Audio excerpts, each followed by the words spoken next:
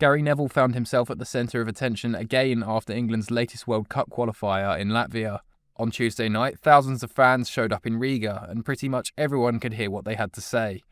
A 6-letter word beginning with W rang out from the stadium's away section as fans expressed their anger at the former Manchester United player. The controversy kicked off when Neville posted on LinkedIn, where he criticised angry middle-aged white men and said that he removed the Union Jack from one of his buildings amid the Raise the Colours movement, which hasn't gone down well with the fans. Neville previously argued that while he considers himself very patriotic, he felt the growing display of flags sent out exclusionary or hostile messages, rather than uniting the country. This stance has angered many. Critics have accused him of being out of touch or unpatriotic, while some politicians have slammed him for supposedly disrespecting national symbols or undermining patriotism. Former BBC presenter Danny Kelly also waded in to air his grievances with Neville's political stance. Look, I understand in many ways, and I guess you do too, football fans are sick of having politics rammed down their throats, on the terraces, on the telly, all the time. And last night in Latvia, the fans finally spoke out. Well, he's pulled the tail of a tiger, Martin. At the moment, the mood in the country, if you're a white working class, to use his language, a white middle-aged angry man, for example, if you're working class, don't forget it's the working class that paid Neville's salary, that made him the millions, that then allowed him to start as a successful businessman, building buildings and hotels and restaurants in Manchester. It's the angry middle-aged white man who allowed him to do that. And so it's no surprise that people have turned on him. I understand that even Man U fans are really angry. I know a couple of Man U fans, Dorbs, and they're furious at the lad. The fact that he's categorising people like that who want to fly flags as angry, middle-aged white men. Why? It's completely unnecessary. I think he's never learned from Gary Lineker. You know, look, if you were on the television doing something that you're excellent at, which is being a pundit, just keep politics out of it. You've got nothing to gain whatsoever, but everything to lose. I think you're right. He has become something of a pound shop Lineker since Gary Lineker has retired. Looking ahead now, this Saturday, and I mentioned it to you earlier, they're taking the knee again in the Premier League. Now, I had Cass Pennant on the show a moment ago. You know, he's a former tasty member of the West Ham firm, the Intercity lads, back in the day. He's a black cockney. He said, it's nonsense. We need to get it out of the game. Why are they still taking the knee now? Well, it's just ridiculous. Richard Masters, who's the boss of the Premier League, Martin, has reintroduced this because of some nasty online attacks. Not attacks like I remember going to see Everton in the 80s and 90s, and Cass Pennant will testify. Cass Pennant would have been called the worst racist word you could imagine. I remember the Gladys Street, thousands of angry white middle class or working class lads singing songs involving the N-word and wanting people of Cass's colour to be shot. You couldn't make it up. It's changed. You don't get any of that anymore. It's completely unnecessary. And I don't care what Gareth Southgate thinks, because 2 or 3 years ago, he was distancing the actual gesture away from Black Lives Matter. Well, he can have an opinion. It's inextricably linked to 2020 and Black Lives Matter. And there's a photograph on our screen. I tell you what, Dorbs, there was quite a picture when England played Senegal in the 2022 World Cup, playing a team of Africans who were standing up whilst the opponents, England, were kneeling down. They looked so bemused. Listen, there are some lunatics online who can target players directly. And the old Bill and all the tech giants should do everything they can to identify them and put them up in front of a judge. I'm not excusing that for 1 second. But normal working class people who pay 50 or 60 nicker, Martin, to go and see your beloved Forest, my beloved Everton, they're sick to it. I'm speaking generally, but they're sick to the back teeth of it.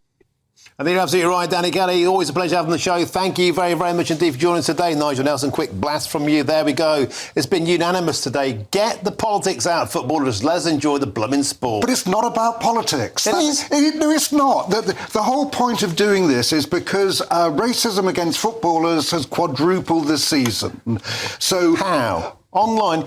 Yes, online abuse. I go to football all the time. You don't hear anything like that on the terrace. No, it's a hangover from footballers getting online abuse. And so what the Premier League is doing, they got the 20 captains together, said, do you want to do this? And they said yes. And the players cannot do it if they don't want to. We're living in a time of what feels like pretty significant social change. And it makes us question things that we've even taken for granted for decades. And one of those at the moment that people are wondering about is actually money.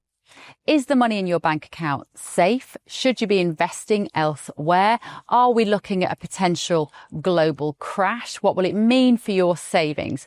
Is there a way that you could be using your money that might be outside of government control even? Well, Tally Money is potentially one solution. So I'm delighted to say that I'm joined today by the CEO and founder of Tally Money, Cameron Parry. What is Tally Money? Well, at Tally Money, you basically get gold you can spend. So we give people an individual account in their name, everyday account. They get a sort code, an account number.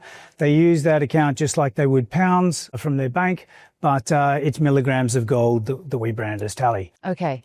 Why would you do that, though? What is the benefit to the customer instead of just having a normal pound sterling account?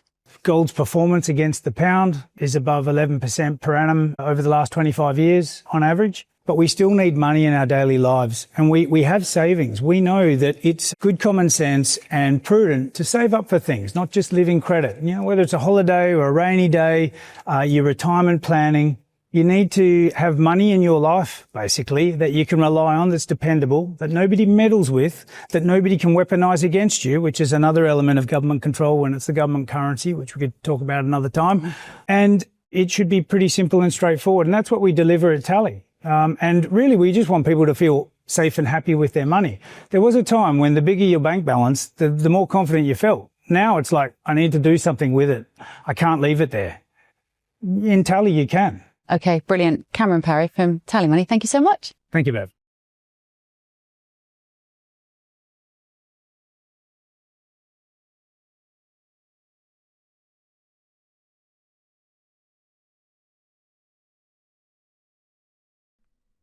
Neville wasn't the only one in the spotlight during England's friendly, however. Thomas Tuchel, England's manager, had called Wembley's crowd silent and sad after England's recent win over Wales. Visiting England fans in Latvia decided to prove him wrong, spending the entire match singing and chanting.